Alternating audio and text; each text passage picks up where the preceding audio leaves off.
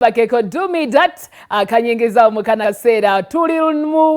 wiki etandise empya era bwe njagala okubagaliza wiki empya ennungi babadde mu weekend namwe ne mbakulisa weekend ebaddemu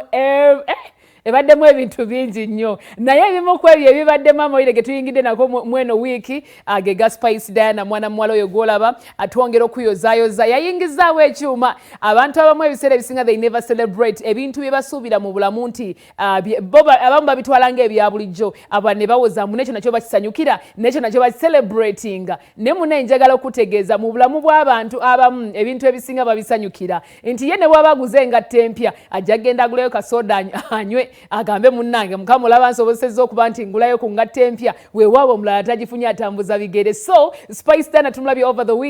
weekend kumpi yonna ng'ali mu kujaguza ayeeyozaayoza okuba nti yatuuse ate ku kkula eryo lyolabaawo anti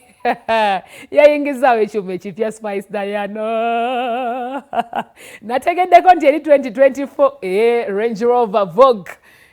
kale Range Rover baby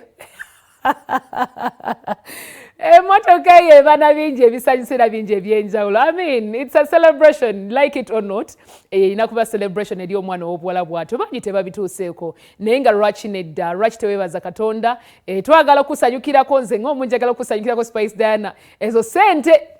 sente okitegeera ezo Range Rover ezo sente sebo kale wayisobola okuba emmotoka endala zonna n'omulala bw'anaaleeta endala gy'anaaba yagadde tunacelebrating naye kase tusanyukireko ku ono congratulations Spice Diana bwatu bwe yalabise yasose n'agitikkula bwe bamaze ogitikkula ng'ali waka ne bagituusa bulungi nnyo nga bw'olaba abo ye kennyini n'agyeggyirako ne bagiteeka bulungi nnyo wansi n'agamba no this is not enough n'ayambala n'agenda ku nonivi eyo parking eya nonivi ne bateekaawo ne bakuba ebifaananyi agivuze almost weekend namba ng'ali mu celebrations n'emikwano gye basuubira nti abamwagala era abamusanyukirako nze obedda bendabamuko abamuko abo bemmanyi so twagala okuyozaayoza kannyabo laba akantu nno laba akantu laba akaana kannyabo akatuuse ku kkula eryo tumusanyukireko omusanyukizi kuba bangi tubalabye nga muwoza eyo nayo jja gikonya mbwe waalimba ezo sente ali kuzaagundi waalimba si yagyegulidde. Why do you always look at the negativity? Lwaki oteekawo embeera embi weetalina kuba nti egenda? Muyige okusanyukirako abantu mu bulungi munno musanyukireko bw'aba kituuseeko well and good bwe kinaaba kivuddewo mukama y'anaaba akoze eki asazeewo naye ebbanga lyabadde nakyo kakisanyukiremu kakyeyagaliremu ali ku Q. Oh my.